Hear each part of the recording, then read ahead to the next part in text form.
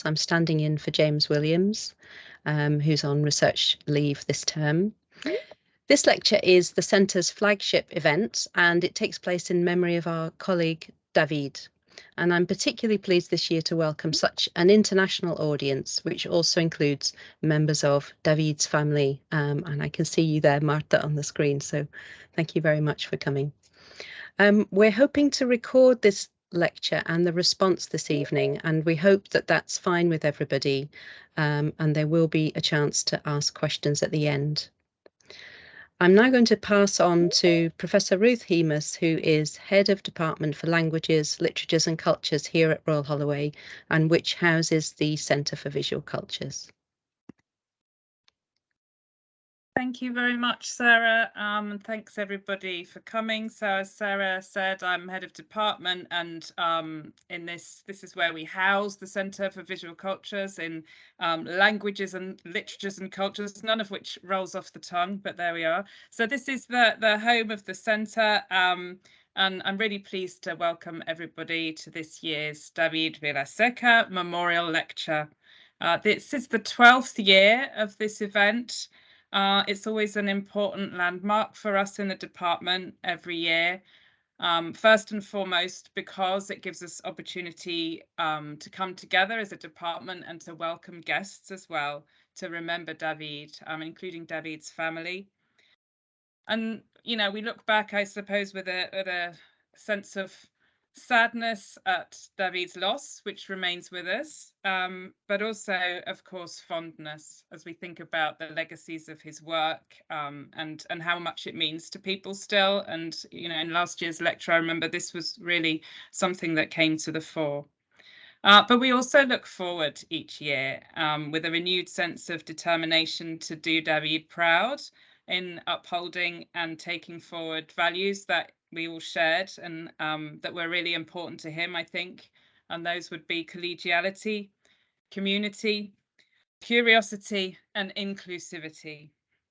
So the lecture each year gives us pause for thought, and it gives us motivation to not stand still and to not only look back, but to look forward and do this in David's honour. So I'm not going to talk any longer because I want to pass to Dr. Fabrizio De Dono, who is going to introduce our guest. Thank you, Ruth, and welcome to you all. It's a real great pleasure for me to introduce tonight's speaker, Professor Camilla Hawthorne, and her respondent, Dr. Amba Lascelles. Professor Hawthorne is a critical human geographer and interdisciplinary social scientist with an interest in the racial politics of migration and citizenship, inequality, social movements, and Black geographies.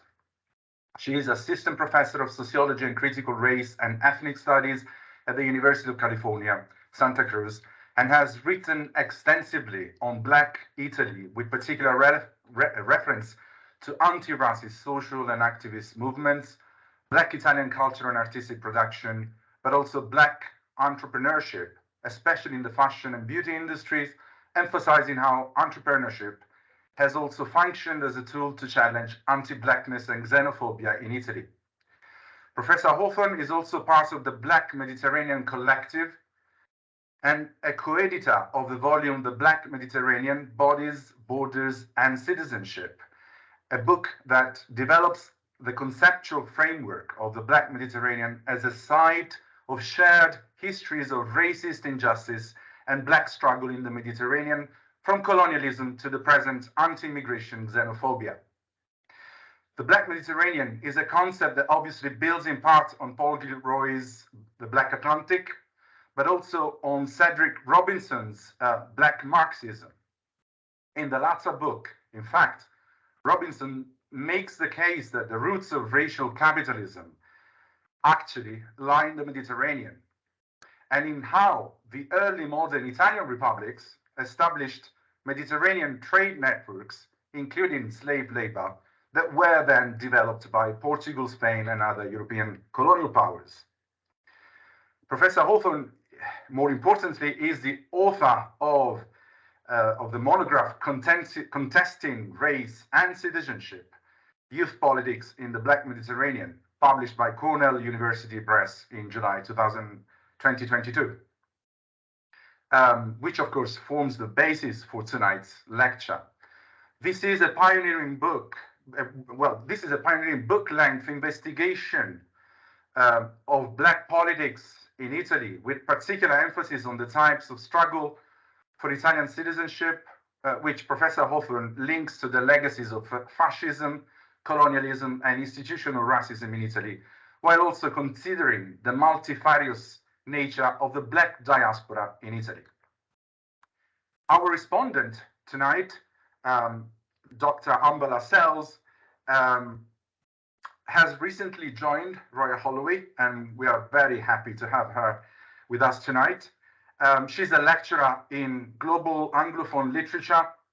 Her research interests include Black feminist theory and activism, resistance and solidarity in contemporary literature of the African diaspora, including Anglophone Caribbean, Anglophone African, and Black British novels and poetry, and Black medical humanities. She's currently working on a monograph about formations of solidarity in 21st century Black feminist fiction. Her research and writing is published in African and Black Diaspora and International Journal, the Journal of Postcolonial Writing, and Wasafari, and she has a forthcoming book chapter in Bloomsbury Academics Key Concept in Medical Humanities. So I renew my thanks to both Camilla and Hamba for being with us tonight, and I leave the virtual floor to you, Camilla, for your lecture entitled Contesting Race and Citizenship, Youth Politics in the Black Mediterranean. Thank you. Thank you so much for having me here. Thank you for inviting me to deliver this lecture. It's really a pleasure. I, of course, wish I could be there in person, but I'm grateful that we were able to make this work over Zoom. So thank you very much. And I also want to say hi to my students who are in the audience. I was able to invite some of my students to come, and so I see several of them in the chat. So thank you for being here as well. All right, I'm going to go ahead and share my screen. Okay, and are you able to see my slides? Okay, excellent.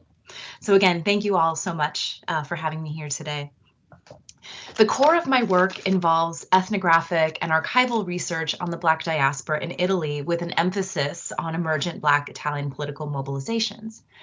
In my work, I seek to map the geographic and historical specificities of racial formation in Italy, Southern Europe, and the Mediterranean basin, especially in the ways that they challenge US-centric understandings of race and racism. In my work, I also take up the question of what it means to engage with Italy, not just a site of bounded comparison with North America, but also as a starting point for a relational and transnationally interconnected theorization of global racisms. In other words, my work asks how our understandings of the racial politics of Blackness might shift when we geographically reorient our history of, or our global history of racial capitalist modernity on the Italian peninsula and the broader Mediterranean region.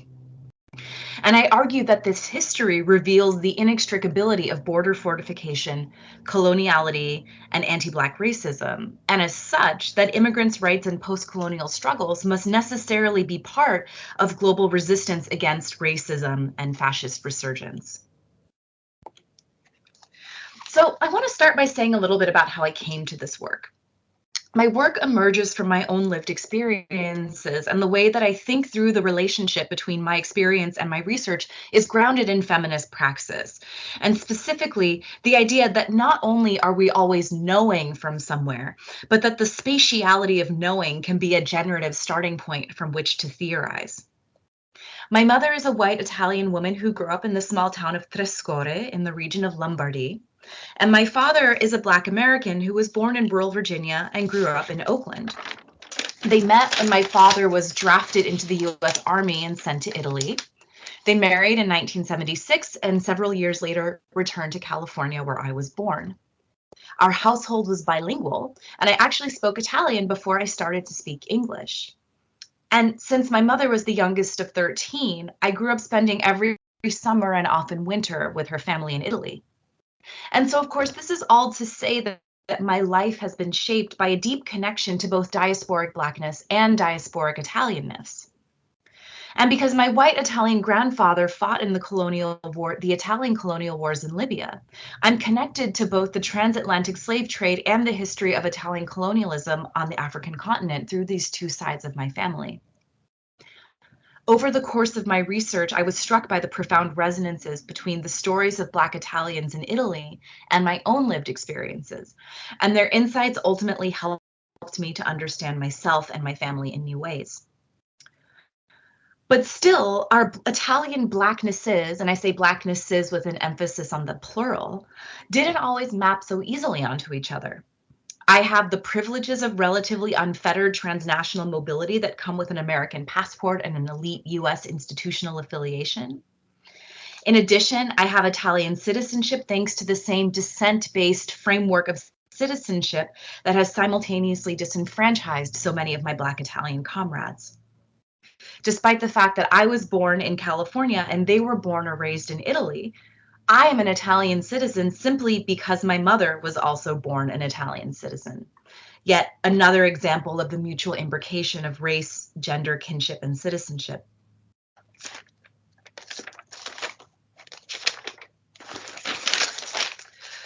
So these dissonances, these resonances and dissonances between my experiences of Black Italianness and those of my interlocutors became the basis for a number of collaborative projects that we developed in Italy, both within and outside the formal academy, and have informed my own political engagements, particularly around issues of anti-racism and citizenship and immigrants' rights, both in the US and in Italy. In 2021, as Professor Dodonno mentioned, I published the edited volume, The Black Mediterranean, Bodies, Borders, and Citizenship with Palgrave Macmillan. This project emerged from a collaboration called the Black Mediterranean Collective, a transnational and interdisciplinary group of scholars studying race, colonialism, Blackness, and the politics of migration and citizenship in Italy. In this book, we consider what an attention to anti-Black racism and colonialism disclose about the ongoing Mediterranean refugee crisis, themes that we found had been largely neglected in mainstream coverage. And my new book, which I'll be talking about today, Contesting Race and Citizenship, Youth Politics in the Black Mediterranean, focuses on the movement to reform Italian nationality law and provide a pathway to citizenship for nearly 1 million children of immigrants who were born and raised in Italy.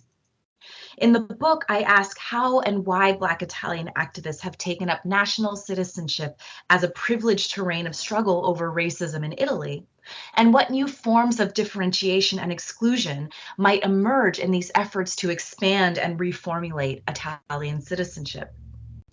In the book, I explore the political possibilities and limits of citizenship, as well as the ways that Black Italians build diasporic community beyond the nation state.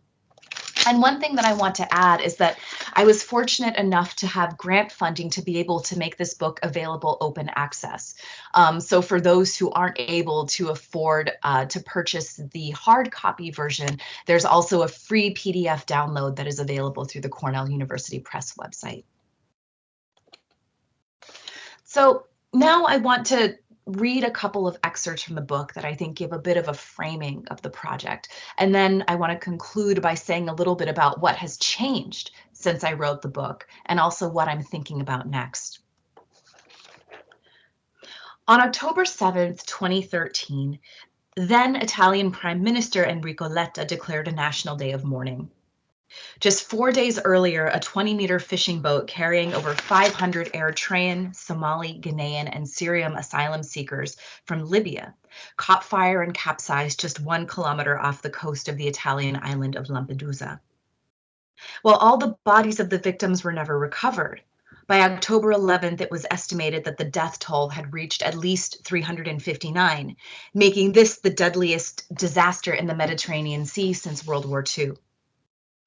The spectacle of hundreds of coffins lined up in seemingly endless rows in a Lampedusa airplane hangar came to symbolize the scale of violence reproduced every day as migrants were attempting to cross the maritime borders of Europe and the Mediterranean Sea, or as commentators increasingly called it, the Mediterranean graveyard. In response to the tragedy, Letta publicly declared during the October 7th commemoration that all those who had perished in the shipwreck while attempting to reach Italy were Italian citizens as of today.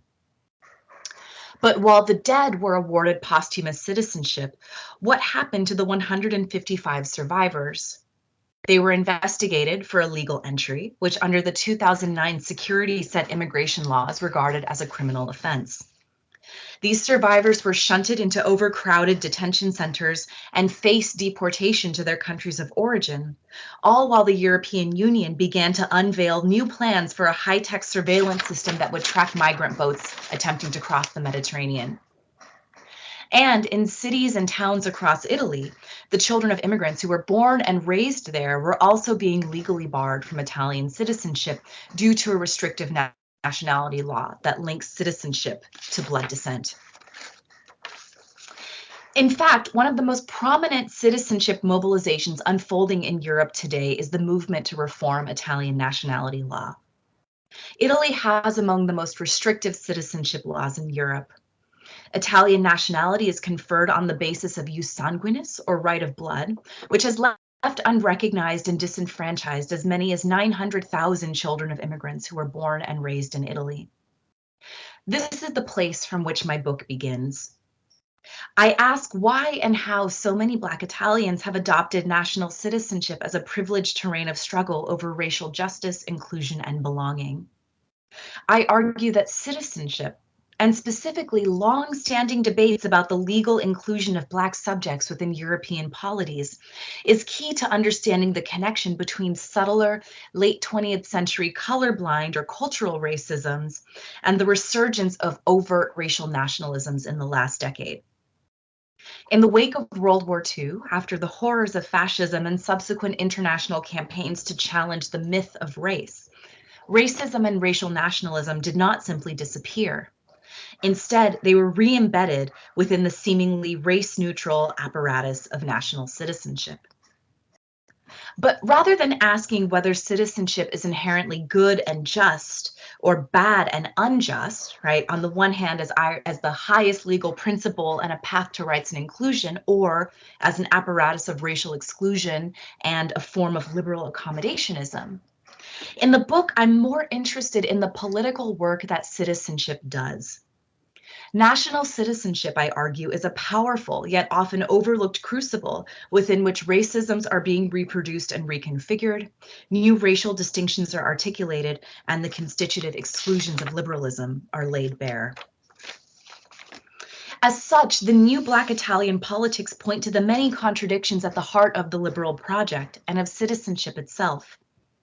Is it possible to mobilize for rights and recognition without reproducing the racial state? If citizenship is a form of inclusion that relentlessly produces exclusion, then what new forms of differentiation and exclusion might be emerging through efforts to expand Italian citizenship? Does activism that engages with the racial state's language of citizenship have the potential to radically reformulate these categories from within? And to what extent can it inadvertently reproduce new distinctions between and preclude the articulation of solidarities between Black citizens in waiting, migrants, and refugees? To answer these questions, in the book, I trace not only mobilizations for national citizenship, but also the more capacious transnational Black diasporic possibilities that emerge at those moments when activists face the ethical and political limits of citizenship as a means for securing meaningful, lasting racial justice. Formations that are centered on shared critiques of the racial state, as well as shared histories of racial capitalism and colonialism. So, how did citizenship become such an important terrain of contestation over racism in Italy? While a range of fields have attempted to comprehend the social, political, and cultural dynamics of national citizenship, I've found that the answer to this question remains surprisingly elusive. And the strategic importance of national citizenship for Black Italians who were seeking to challenge biological notions of Italianness pointed to some limitations in contemporary citizenship theory. The liberal sociology of citizenship has focused on citizenship primarily as a legal contract between the state and the individual that produces access to formal rights. On the other hand, critical citizenship studies considers national citizenship in relation to dynamics of inclusion, exclusion, and differentiation. But while these interventions represent a powerful reimagining of citizenship, I found that race was often peripheral to these analyses, and the ongoing sovereignty of the state was downplayed in favor of uplifting transgressive non-national acts of citizenship. The field of Black studies has taken on the relationship between citizenship and racism through an analysis of the place of Blackness within liberal understandings of rights, subjectivity, and political agency. As Orlando Patterson argues, racialized chattel slavery represented social death predicated on the preclusion of the right to natality. For this reason, newly emancipated Black Americans mobilized for U.S. citizenship through claims to birthright citizenship that culminated in the passage of the 14th Amendment. In contemporary accounts, particularly those focused on the United States, scholars emphasize the persistent condition of second-class citizenship for Black folk living in the afterlives of slavery.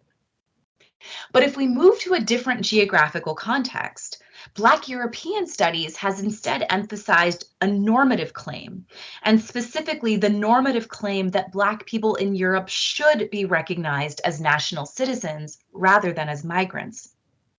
This is, of course, an intellectual and political project meant to contest the idea that Black people are eternally Europe's outsiders, that they are perpetual migrants and newcomers, regardless of how long and for how many generations their communities have been firmly established in Europe, and the necessity of their expropriated labor and land to the development of European nation states. When these North American and Black European studies approaches to citizenship are put in direct conversation with each other, what can inadvertently emerge is a sort of teleology of Black politics across the Black diaspora that goes something like this. First, we focus on achieving national citizenship. Then we can begin to question the ways that the liberal categories of the state are shot through with racism and anti-Blackness specifically, in ways that preclude the realization of substantive citizenship. But this very linear story did not square neatly with my experiences in Italy. I found that Black politics had taken on a range of divergent rather than cumulative forms, in which Black immigrants, refugees, and second-generation Black Italians were articulating very distinct political goals and relationships to citizenship. For Black people born and raised in Italy, citizenship was a means of obtaining rights and recognition.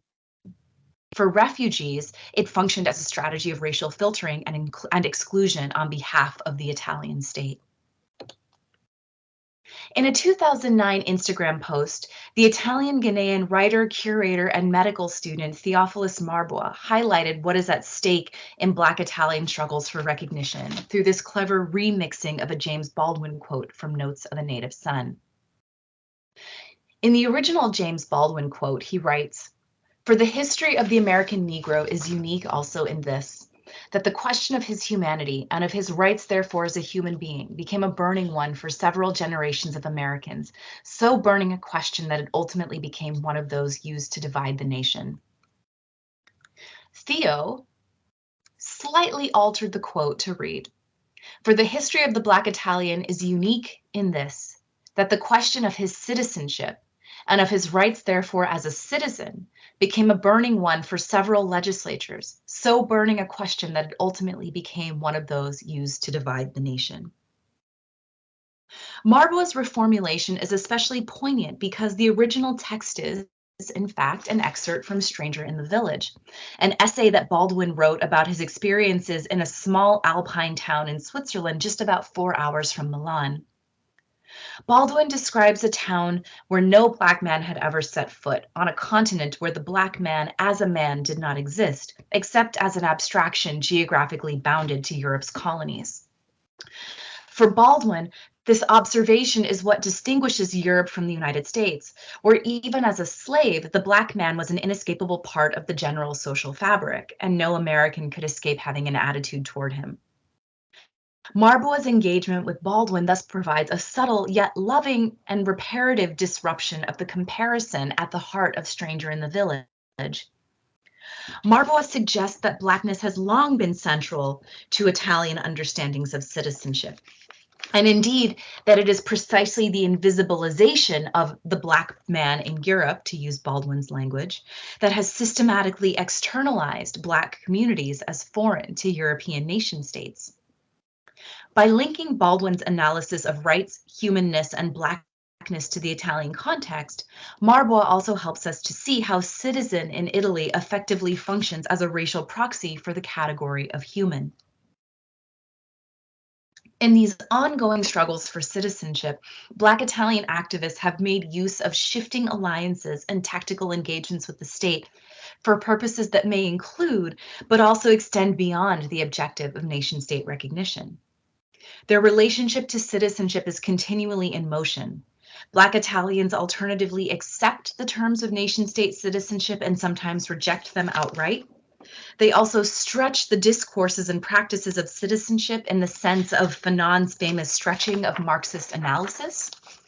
And they swerve citizenship, engaging strategically with it on the terrains of law, cultural politics, and political economy, but simultaneously decentering it as the apex of anti-racist struggle. The complexities of Black Italian citizenship struggles demand that we move away from any generalized notion of Blackness and its relationship to citizenship. After all, the Black diaspora in Italy includes refugees, asylum seekers, first-generation migrants, and foreign university students. It spans multiple generations, some with ties to Italy's former colonies, and some who have been in Italy since the 1960s. It includes people who were born in Italy and individuals with a range of citizenship and immigration statuses. For this reason, scholars have increasingly turned toward the Black Mediterranean as an analytical framework for understanding the historical and geographical specificities of Blackness in Italy and the wider Mediterranean region. This work explicitly draws on and extends Paul Gilroy's powerful theorizations of the Black Atlantic by asking how Blackness is constructed, lived, and transformed in a region that has alternatively been characterized as a cultural crossroads at the heart of European civilization, as a source of dangerous racial contamination, and more recently, as the deadliest border crossing in the world. Since the origins of the Italian nation-state itself, the process of constructing the ever-shifting boundaries of Italian citizenship have been bound up with notions of Blackness, Mediterraneanness, and the production of space. Following the Risorgimento project of Italian national unification, citizenship was defined in relation to both Southern Italians and Africans. The consolidation of the geo-body of Italy out of a patchwork collection of city-states and empires into a nation-state was intertwined with processes of internal colonialism. Southern Italy was understood by Northern Italian elites through an Orientalist lens of cultural and civilizational inferiority due to its perceived geographical and racial proximity to the African continent, the so-called Southern Question. This racial mapping must be understood also as a response to Northern European racial theorists' dismissal of the Italian peninsula as a site of racially impure, degenerated Mediterraneans. Italy's precarious national racial identity was also shaped in relation to its trans-Mediterranean empire building on the African continent, which was unfolding alongside national unification. And multiple spatially extended diasporas, from the mass exodus of Italians after the Risorgimento to the large-scale arrival of African migrants in the 80s and 90s, have contributed both to the redefinition of Italianness and a redefinition of the legal frameworks governing citizenship. Black Italian struggles are therefore shaped by a long global history of spatial contestation over the racial boundaries of Italianness in relation to Europe, Africa, and the Mediterranean. But while the framework of the Black Mediterranean helps to ground Black Italian politics in historical and geographical specificity, the Black Mediterranean is not just a claim to an incommensurable difference or exceptionalism that sets the region apart from the rest of the world. Rather, drawing on insights from the field of Black geographies, supposedly marginal sites are actually relational spaces that offer profound insights about the workings of power and the organization of the modern world. In this case, then, Italy also becomes a powerful site from which to theorize race, citizenship, and Blackness on a global scale, not just a regional scale. After all, if we take Cedric Robinson at his word, then the origins of racial capitalism lie in the Mediterranean, which served as a laboratory of sorts for the technologies of dispossession and exploitation that were then exported to the Atlantic. And today, some of the most powerful mobilizations against border fortification, state racism, and coloniality are taking place across the Mediterranean. The duality of the Black Mediterranean as both a site of racist subordination and one of innovative resistance reflects the many contradictions at the heart of the Mediterranean as a symbolic and material space. On the one hand, the Mediterranean has been a locus of engagement, exchange, and cultural fluorescence for thousands of years. On the other hand, it has been a center of economic extraction, racist violence, and imperial ambition. The Black Mediterranean is thus a site where many different historical forces and subjectivities have converged in ways that complicate linear understandings of politics and solidarity. It is a place where racism, xenophobia, and post-colonialism cannot be easily separated into discrete political and analytical silos. For this reason, the Black Mediterranean is also a political demand, one that calls for radical and transgressive forms of solidarity that can actively subvert state categories like migrant, citizen, and refugee. This is an ethical demand based not on abstract humanisms, nor on biological or blood kinship ties, but rather on shared histories of racist injustice and Black struggle across the Mediterranean, from colonialism to Fortress Europe. So now I'd like to say a little bit about what has happened since this book came out, because so much has happened. I conducted the research for Contesting Race and Citizenship between 2012 and 2019. When I first set out to understand this new generation of Black political activism in Italy, I was immersed in debates about the language of collective identification. The language of Black or Afro-Italianness was new, tentative, emergent, and many of the young organizers I interviewed were actually not yet fully convinced by the utility of these descriptors. Just in that regard, much has changed in the intervening years.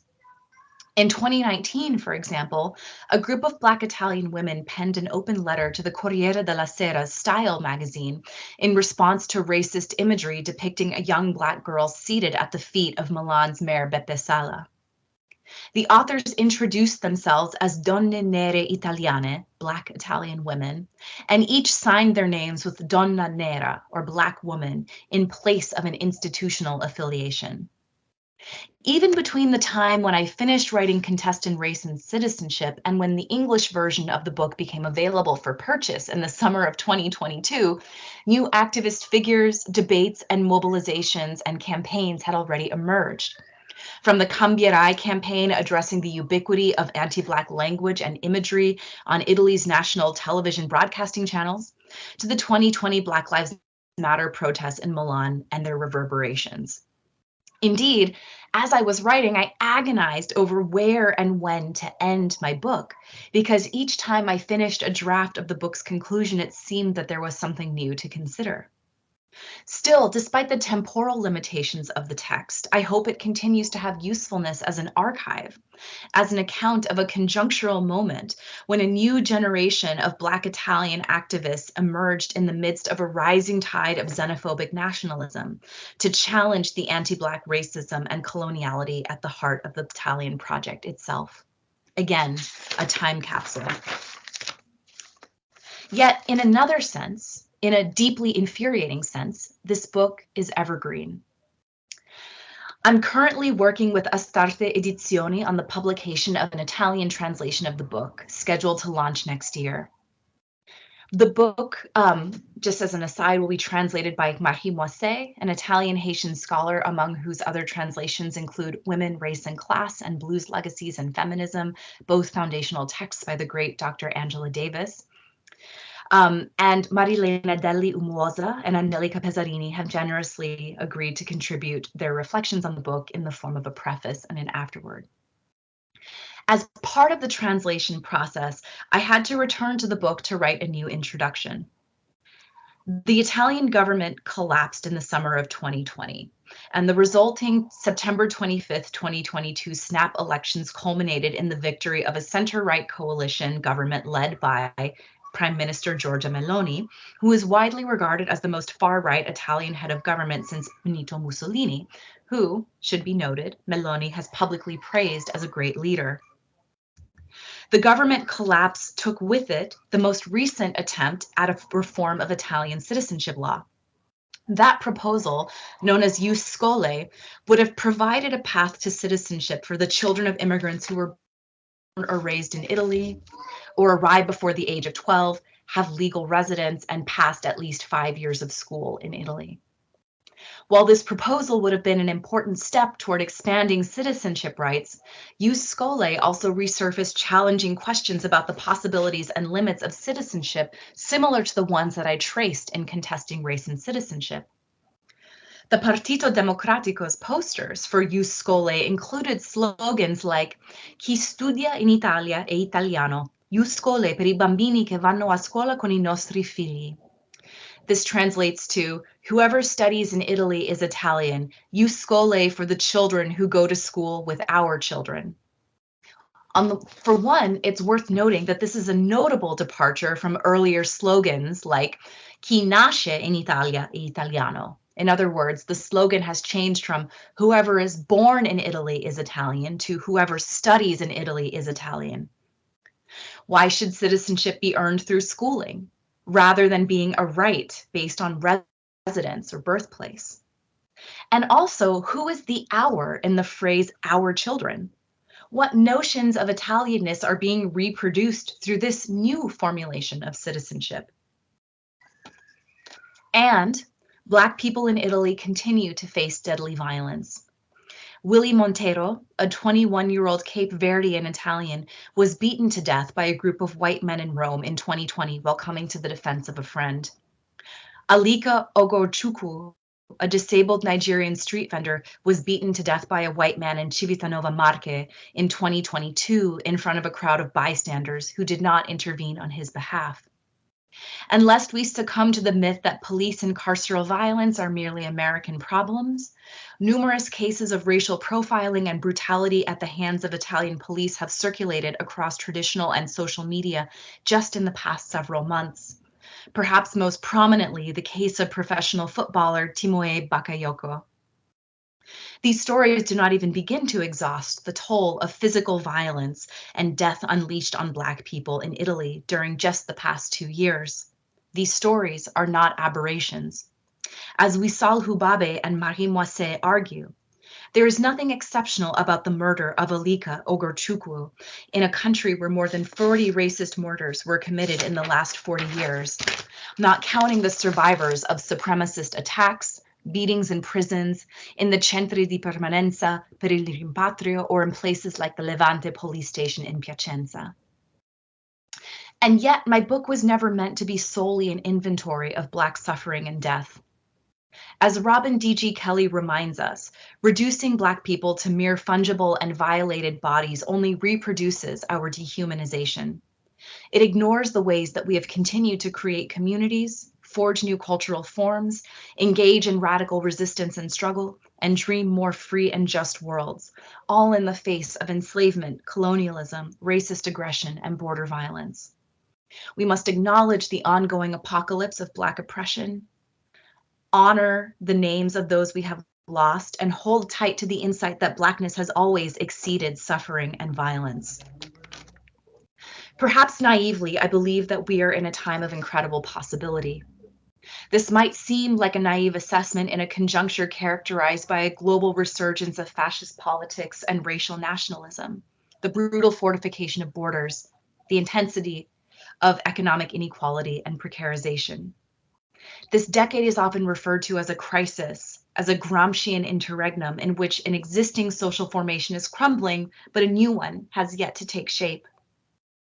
Yet abolitionist geographer Ruth Wilson Gilmore argues, drawing on Stuart Hall, crisis is not objectively bad or good.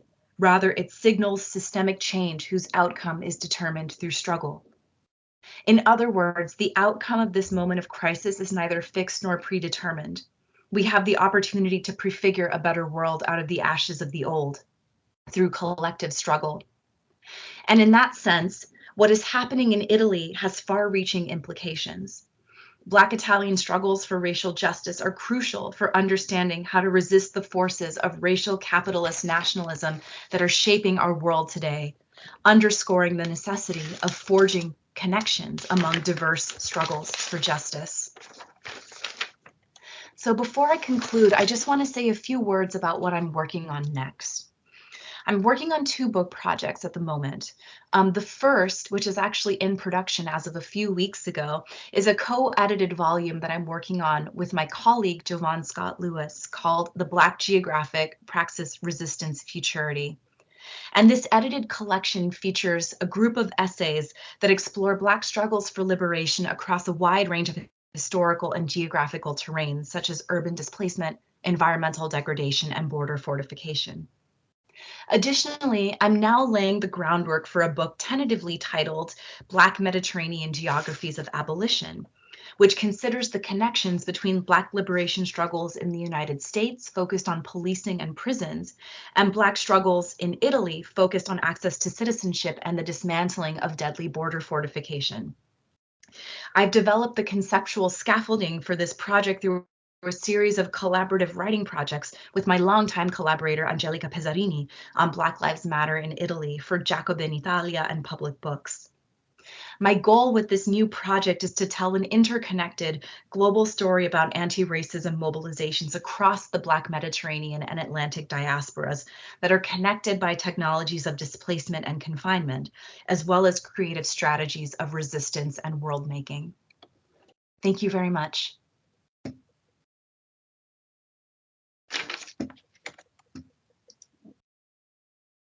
Thank you so much, Professor Hawthorne. I think if we can maybe have a virtual round of applause, or at least a clapping of the hands and gestures, maybe. Right. So thank you. I'm really struck by the radical potential of your work in this current moment, and it was really useful to kind of hear you not only speak to your book, but to reflect on what has happened in the past few years since you've published your book, and to also draw us into what you're currently working on and the connections that you're making there. So my response is really framed around 4 kind of questions, and the first thing that I wanted to pick up on is the idea you advance of citizenship as this kind of messy and unstable thing, and how you're trying to complicate that narrative of citizenship either being seen as something that is romanticized, or something that is kind of struggled for, or maybe kind of not the ideal. I know that you reference and you speak about Agamben in that sense of somebody who has theorized about the kind of pitfalls of this desire for citizenship, but that we're also thinking about those very real material realities of and those violences of people who are excluded from citizenship. And so I wanted to maybe make some connections, if I can, with my own work on contemporary Black feminist fiction, and I'm thinking in particular about I wrote about a short story a few years ago by Edwidge Danticat, and it's from the collection Crick Crack. It was published in 1994, so it's kind of odd that you probably know it. And there's a story in the sorry, not the edited collection, but the short story collection, which is called Caroline's Wedding, and it's about this kind of Haitian American family, and the younger daughters are applying for US citizenship, and it's partly about that journey and also the kind of complexities of citizenship. So I'll just read a very short quotation from that short story. And so the quotation is from the main character, who's Grace or Gracina. It was a cool September day when I walked out of a Brooklyn courts room holding my naturalization certificate. As I stood on the courthouse steps, I wanted to run back to my mother's house, waving the paper like the head of an enemy rightfully conquered in battle. And I was very struck by this kind of visceral, metaphorical language to describe the kind of nuances of citizenship. As Danticat imagines it as a kind of battle, but it's also very much speaking to those kind of US imperialist histories of violence. A mother who was born in Haiti, her two daughters who were born in the US. And there is really a presence also of embodiment as something that's contested and shaped by US violence, and something that I see a lot happening in your work and your ethnographic research. So, okay, so my question is, that's what I see as Danticat's method. She's kind of working with metaphor as a way to reimagine narratives of citizenship, and you also use this word narrative. So my question is, how do you see your method, this kind of ethnographic and archival method, as complicating narratives of citizenship?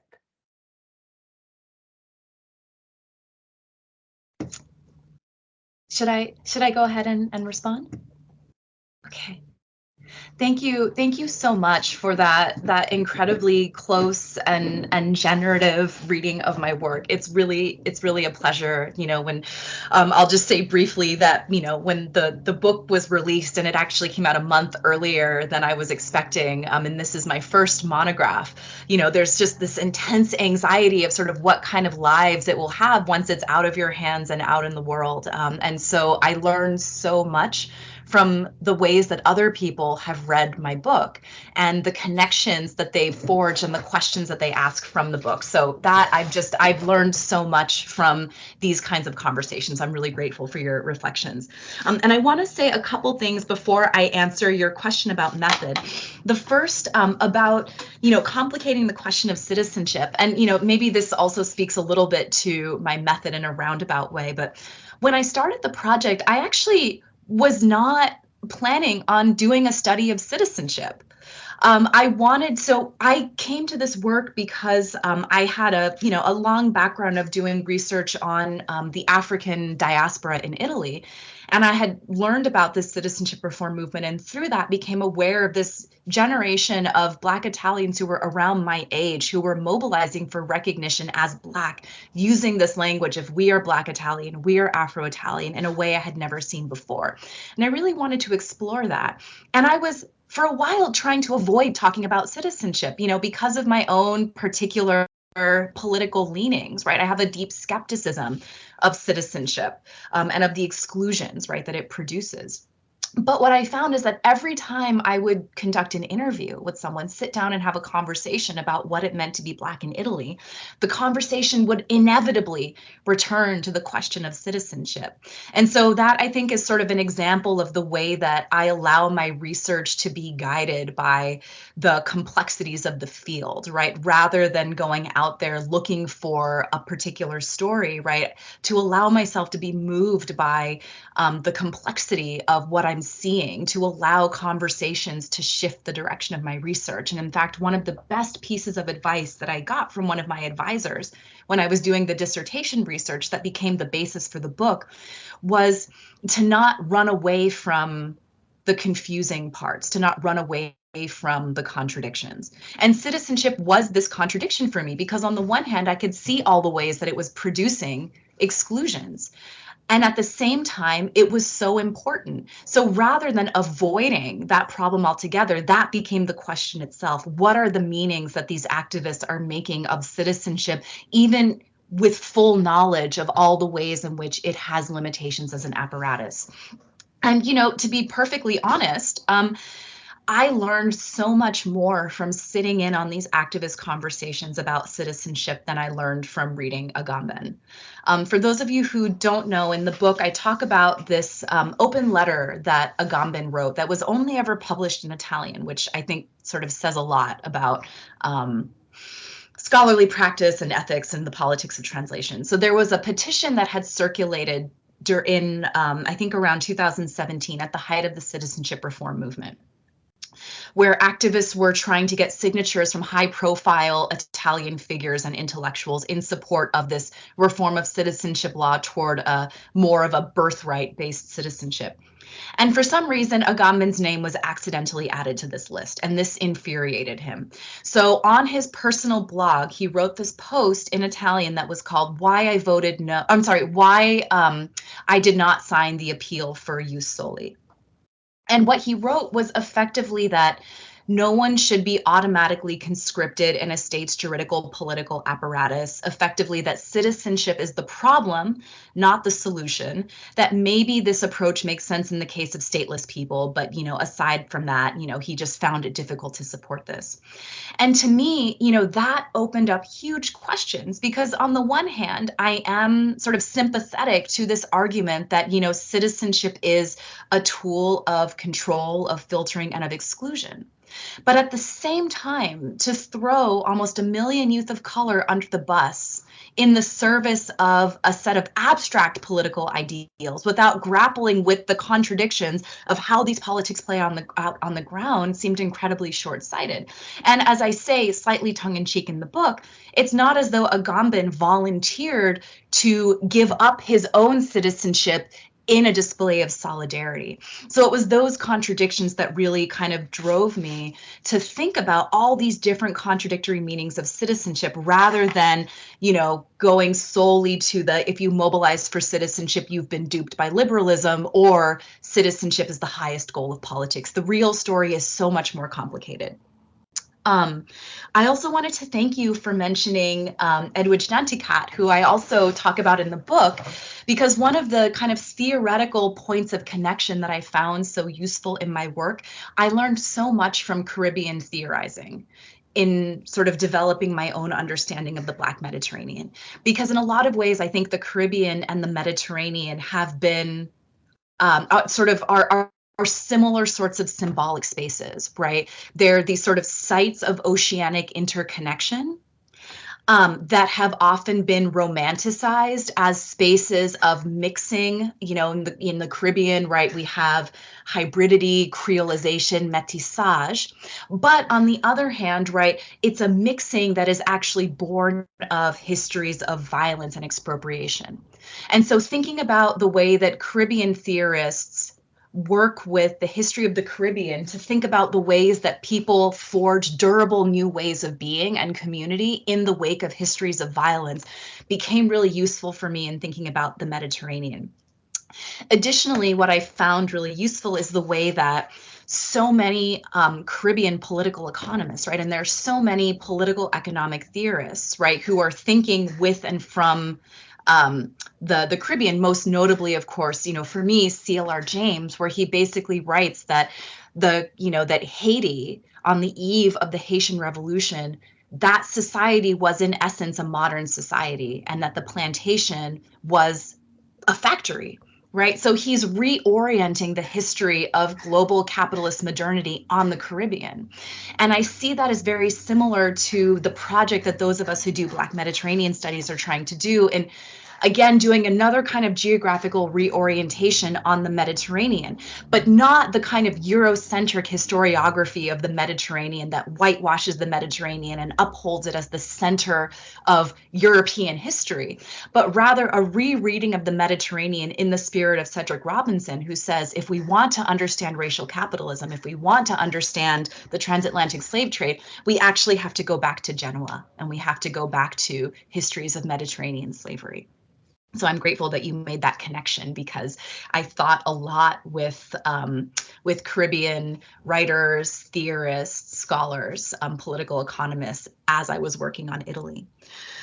So to your question about method, so I'm primarily an ethnographer. I came to archival research out of necessity, because as I was doing the research for my book and beginning to workshop ideas in Italy, I was told over and over again that what I was doing was bringing my US American background and training and ideas into the Italian context where these ideas about race were not relevant. And so I had to go into the archives in order to basically support these arguments that racism and racial thinking go to the heart of the nation building project of Italy, right? That this is not just an American imposition, nor is it, an imposition by Nazi Germany during World War II, but that ideas about race and blackness and difference and citizenship have been there since Italian national unification in relation to both the south of Italy and also to the expansion of Italian empire. But really the kind of heart of my work is ethnographic. And and a kind of feminist ethnography that is about sort of understanding that I'm always coming to my research from somewhere, that there is a geography and a spatiality of my knowing.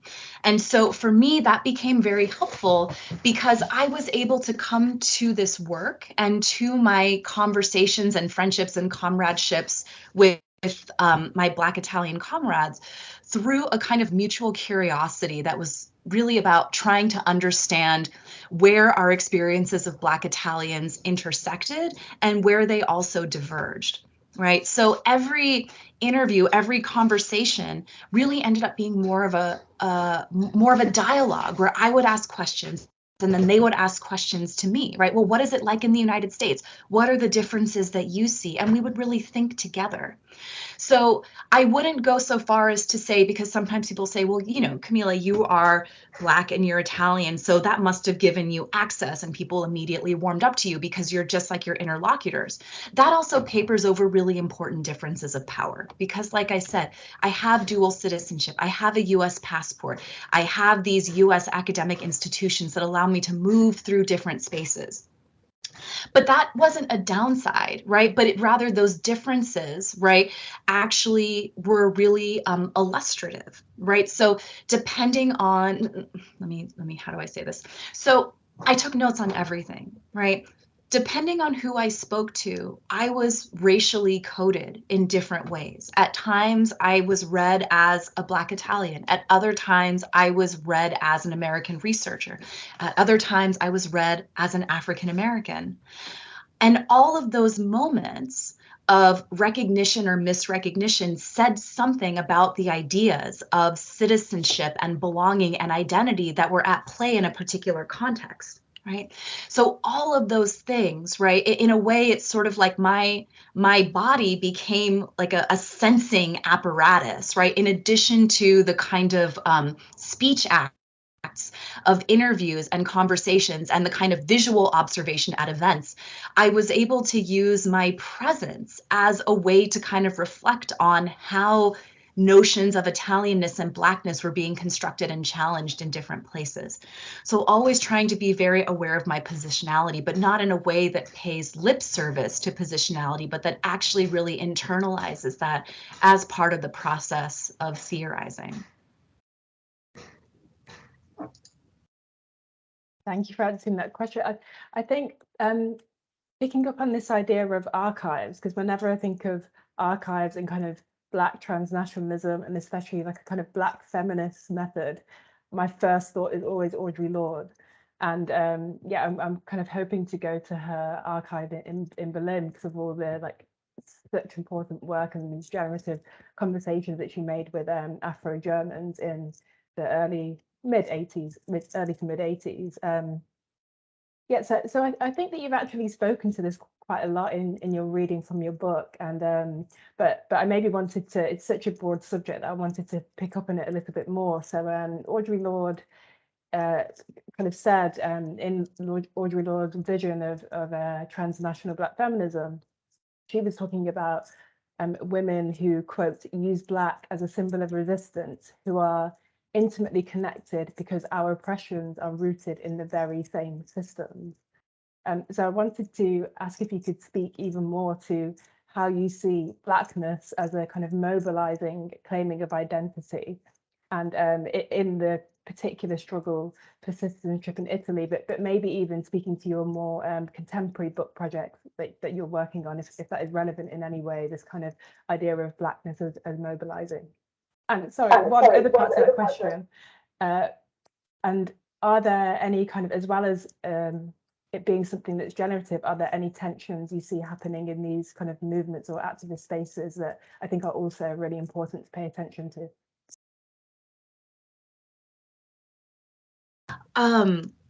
So Audre Lorde was a really important reference point for me in writing the book, and also for many of my comrades.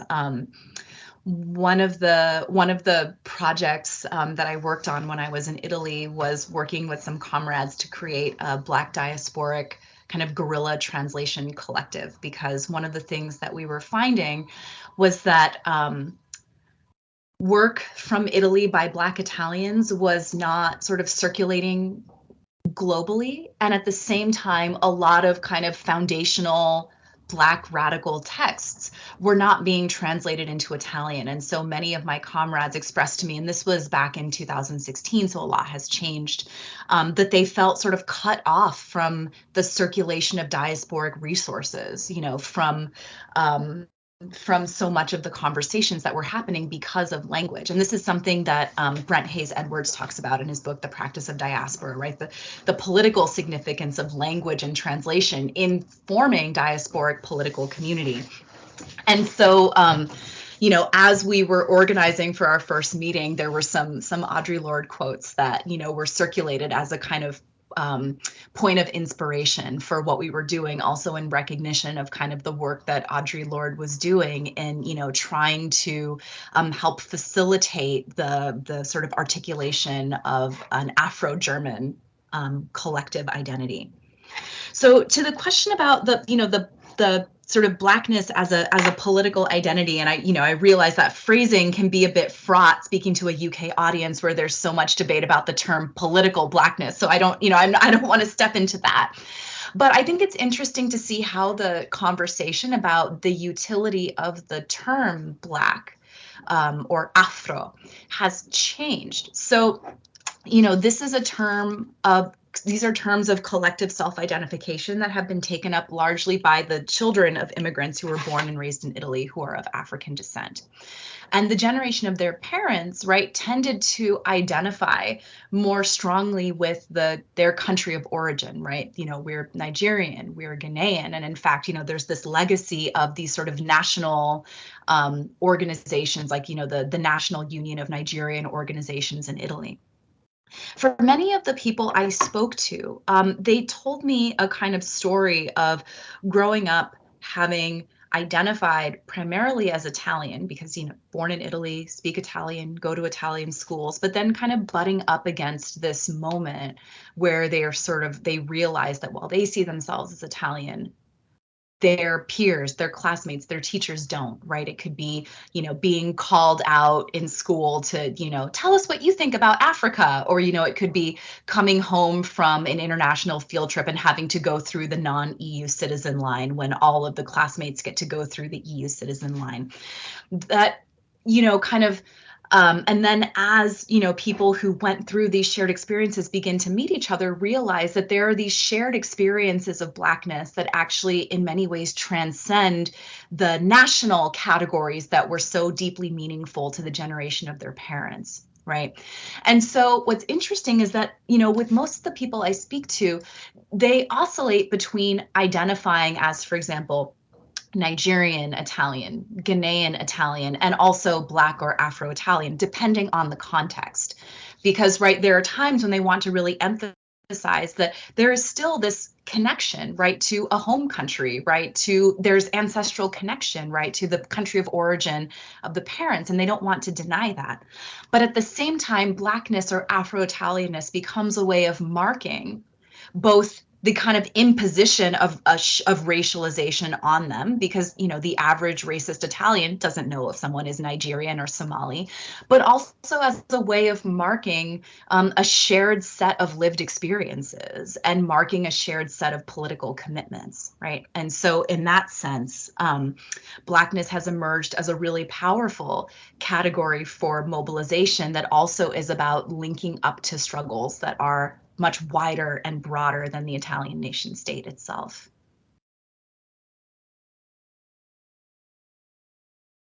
So I did have, thank you so much. I did have a couple more questions, but I've just thought that I might just ask one last question, because I'm keen that I think there'll be lots of responses and ideas from the audience. And if you can maybe think of a question now, I'll get round to you. So now I have to choose a question. So I guess maybe what I'm most interested, I'm picking up on, and I think that I think this is a more important question.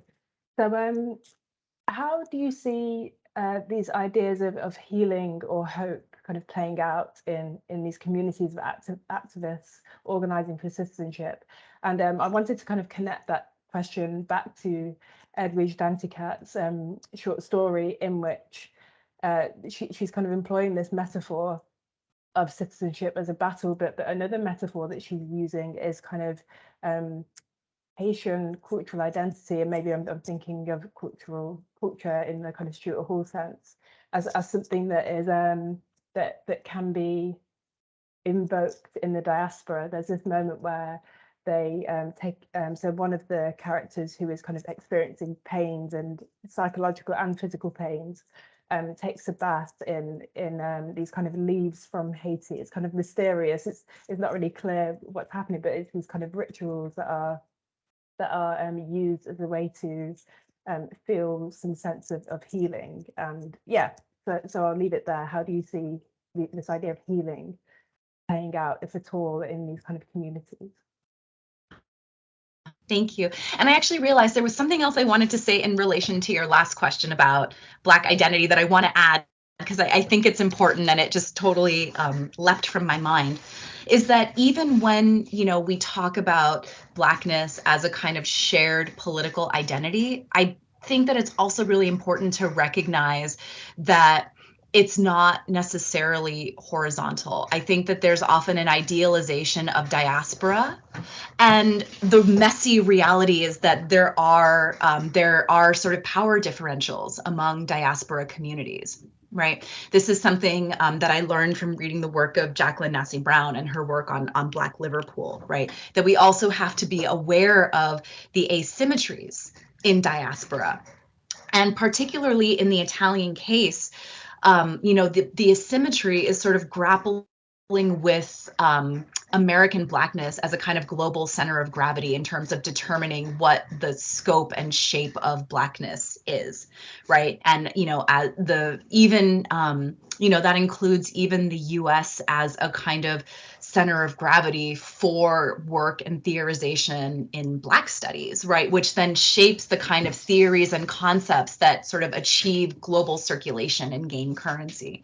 And so for many Black Italians, I think a lot of the hesitancy about sort of immediately adopting terms like Black or Afro, not just that it might invisibilize their specific connections to the African continent, but this concern that it could be uncritically copying a kind of American framework for understanding Blackness in ways that can't necessarily attend to the specificities of Black Italian experiences. So even as there are these efforts to kind of articulate a shared Black experience and look to the diaspora for inspiration, there's just as much of an emphasis on really sort of developing political resources and languages and tools that can really attend to the specificities of what it means to be Black in Italy, and all the ways that it is also different from the experiences of what it means to be Black, say, in the United States or in the UK. To your point, your question about healing and hope, that's so important. And actually, you know, hope became a really important framework, I think, for my work, because when I was doing when I was really in the depths of my research, it was during the height of the Mediterranean refugee crisis, right, 2015 to 2017, when so much of the way that Blackness in Italy was talked about was through the lens of death, right? Violence, abjection. And, to be perfectly honest, again, speaking of these kind of diasporic power asymmetries and knowledge production, I became really concerned when I began to see a number of kind of scholars based in the US who kind of applying broad Afro-pessimist framings to the Mediterranean would say, this is the Middle Passage, right? What is this? This is the Middle Passage. This is Blackness is death.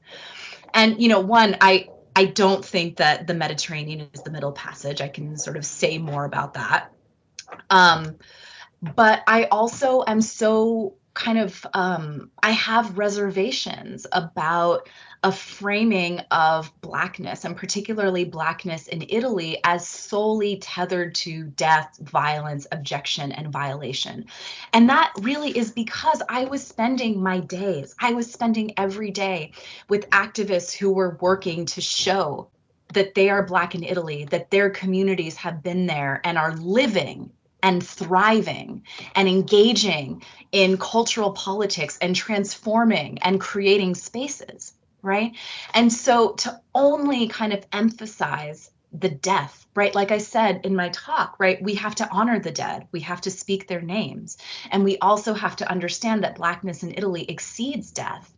And that kernel of hope is so important. That kernel of hope is what continues to drive this Black activism, even when, right, these citizenship reform bills have failed, even when, Italy elects a neo-fascist prime minister, that activism continues.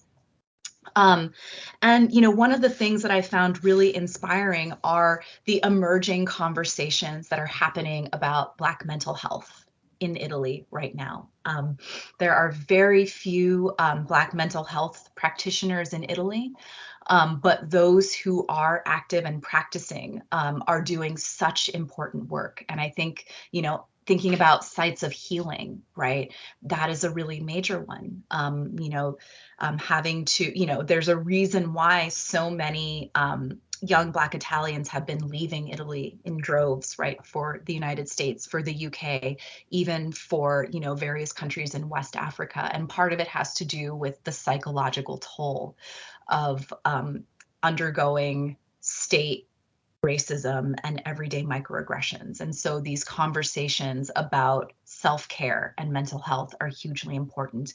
And, again, drawing on Stuart Hall, right, cultural politics also as a site of healing, right? Healing happens in collectives, right? Healing happens collectively and through sort of the sharing of space. And so all of these different spaces, whether they are book readings or artistic festivals or theater performances, book clubs, right? These are also shared spaces of healing because they become spaces where people can gather and share lived experiences and overcome the isolation, right? That is often tied to the sort of lived experience of Blackness in Italy. While it's so important, I think that we understand the kind of necro-political implications, to use Akil Mbembe's word, implications of Black death and Black social death. I think that it's just as important that, as you said, these communities are living and they're here. So yeah, thank you for speaking to that also. So if anybody has a question, you can either post the question in the chat and I'll read it aloud, or we can maybe unmute people if they'd like to ask their questions on camera.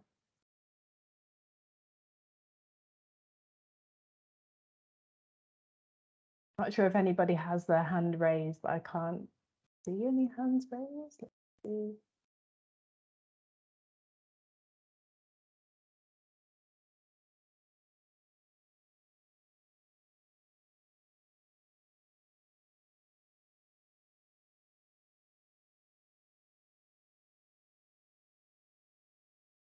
Okay, we have two people with their hands up. Can we have Augustino first? And if somebody could unmute Augustino. Maybe I have the power to do that. No, I don't have the power to do that. I think I've got the power now. Somebody gave it to me, so I've got the power.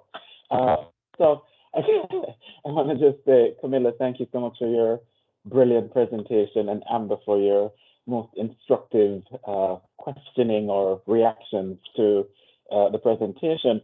I'm really interested in the concept of the nation state. And I'm particularly interested in the last set of comments that you made about the way in which Blackness, the sort of the American model as a global sort of center of gravity that potentially erases the specificities. But I'm also very interested in the sort of, this argument around that you're making around the messiness around what it means to be a citizen. And I suppose that could also be applied to being Black in that kind of context. So in that sense, and I'm hoping my question is making sense, having started there, this way in which people are then taking up these concerns around being Ghanaian Italian and Nigerian Italian, it seems to me that there's a kind of the centrality of the nation state, whatever we imagine that to be, is somehow still very important to the production of these other identities, even in as much as those identities are being used to contest the sort of homogenization and the exclusionary practices that reside within the Italian nation state itself. And I wondered perhaps if you could, perhaps react to that insofar as your last set of comments about, the way in which people have been using Blackness in these sort of strategic ways to recover homelands from elsewhere, as well as, I hope that makes sense somehow, I hope. Yeah, no, that's a really great question. And of course, there's such a broad range of kind of practices, right, of articulating one's relationship to Blackness that, I feel I will try to answer, but at the same time, it will never sort of do justice to the broad range of, ways that people understand what it means to be Black in relation to other identities. And the question, the question of sort of identifying with African homelands is a really interesting one, and also kind of points to, again, the challenges that I said in terms of kind of squaring different sort of regional traditions of Black studies. And a really big one really has to do with how we understand the relationship between the relationship of these different communities to the legacies of the transatlantic slave trade. Right. So most Black Italians, and this is true for many, Black European communities, but most Black Italians are not descendants of the enslaved.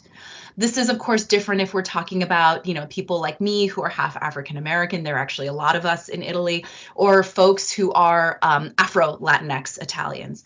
But, apart from those groups, right, most Black Italians don't have a direct familial connection to the transatlantic slave trade. And so that's actually something I've been trying to kind of think about more in my own work, right? There's so much work that's being done in Black studies about plantation futures and afterlives of slavery, and what is the extent to which those concepts actually translate to the Mediterranean, beyond just sort of as broad metaphors for the globality of anti-Blackness, right? So that's kind of one set of questions, but it's also relevant because oftentimes in conversations about the utility of these different terms of self-identification, what I was told, and this happened more than once, was Black makes sense in the American context because you, speaking to me, like you, Camilla, you don't know where you're from, but we know where we're from. And so we can say that we are Nigerian, we can say that we are Ghanaian. Now, I have kind of mixed feelings about that argument because it does seem to kind of reproduce an emphasis on descent, right? It does seem to kind of reproduce the kind of like sort of the taint of enslavement in many ways. But that being said, it's sort of an important reminder that there are these sort of different lived experiences of Blackness. And so on the one hand, I think you're right? These kind of references to one's Nigerianness, one's Ghanaianness, right, are these important ways of contesting this idea of kind of exclusionary identity, that to be Italian is this one thing. And, in the case of Eritrean Italians, Somali Italians. It's also a way of drawing attention to these colonial connections, right? We can't talk about the history of the Black presence in Italy without talking about colonialism. But even then, there have been this sort of incredible range of, projects that actually are in many ways kind of explicitly anti-national. So there's one that I talk about in the book, and it was a group of Eritrean Italians who were born and raised in Italy who began to self-organize and do mutual aid work for Eritrean refugees who were arriving to this historically Eritrean neighborhood in Milan. And what was this was interesting on a couple levels. One, because many of the young people who organized to do this mutual aid work were very involved in the citizenship reform movement, but also were wary of the ways that organizing for citizenship often precluded their ability to articulate solidarities with refugees, right? And so they were trying to say, like, we can also use our relatively privileged position to expand our political horizons. But the other thing that was important is that many times, because on the one hand, it could seem like, okay, we're trading Italian nationalism for Eritrean nationalism, but many of them were doing this work kind of under the language of Habesha-ness, right? And Habesha is a way of describing, right, ethnic groups that actually transcend the border of Ethiopia and Eritrea. And right, these are countries that have been in like a long, violent set of border disputes that in many ways were catalyzed by Italian colonialism. And so, while also recognizing the deep historical tensions between Eritreans and Ethiopians, in doing this work and in basically saying, we don't care if you're from Ethiopia or Eritrea, it was really about a kind of shared critique. The way I sort of understand it was about articulating a broader set of Black diasporic commitments that were oriented on a shared critique of Italy's colonial legacies and against border violence. So there's a lot of different interesting things that are happening.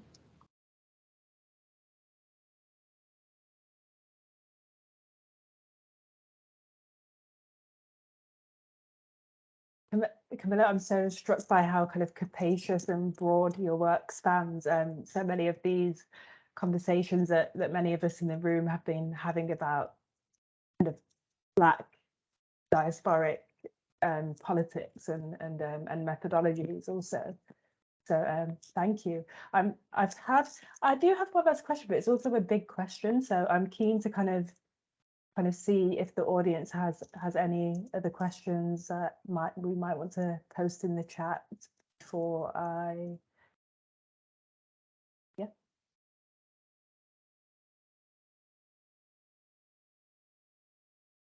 Yep. Okay. I don't think we have any further questions from you. I feel like you've covered so much that it almost yeah, there is no real need for so many questions, but so it's a big question, but maybe we could have a kind of shortish answer before we wrap up in a few minutes. But one thing that we haven't really touched upon is you talk about the effects of this 1990s neoliberalism moment. I guess it's not really a moment because I feel we're still living its effects, but as citizenship became entangled with the market and productivity, you see it as a really key moment, the 1990s, and as it became entangled with those ideas. And so it's something that I also very much see happening in these kind of Black feminist circles, and as something that I position in my work and in my readings as an almost a threat to solidarity, this idea that of individualism and in the kind of shifting away from communities of difference and how different people come together. So I wanted to ask kind of, how do you see, are there a couple of ways maybe that you see the activists that you've spoken to in your ethnographic work, how they see neoliberalism playing out in their lives, and maybe that can be a kind of contemporary question of what's happening now? Yeah, well, I think it's so clear, right, that we can't fight racism and border violence without also fighting, right, the violence and exploitation that's tied to capitalism. And so, the activists who I work with, have been very clear. We saw this in, what was being said around the 2020 Black Lives Matter protests that were happening in Milan, right? That people were saying citizenship is part of the story. And another part of the story is, the violence of the border. And another part of the story is the exploitation of Black migrant laborers as well, right? So this very clear understanding that the kind of state racism of citizenship regimes is tied to the, what Harsha Walia calls border imperialism, which is itself tied to, forms of racial capitalism that we see in the racialized exploitation of migrant labor. And so it's a reminder, right, that as we think about how to enact these solidarities, we also have to think about how, the forces of, precarization, intensification of labor exploitation, right, are also tied up with this story, right? That this cannot just be, a practice of, mobilization based on uplifting particular kind of economic success stories, right, that reproduce the idea of the good immigrant or the good Black citizen, but we need a much wider kind of class solidarity in the way that we imagine Black politics as well. Thank you so much. I also really appreciate you keeping that huge question fairly succinct, and yeah, lots to kind of think about and to take away from your talk. Very much honoured to be in conversation with you, to hear more about your work, and to give this lecture in David's name. So thank you for everybody that attended. And are there any concluding words that anybody needs to say? I'd just like to thank you both very much as well. Such a bit of experience, such a rich and multi-layered paper. Camilla, thank you so much, and such a nuanced response from you, Amber, as well. Thank you. Thank you very much to everybody. Thank you all so much. Thank you. Okay. Thank you. Thank you. Bye.